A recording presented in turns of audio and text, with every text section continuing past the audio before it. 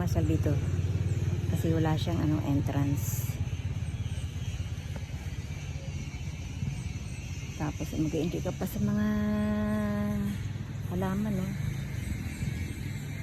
Please observe strict silence.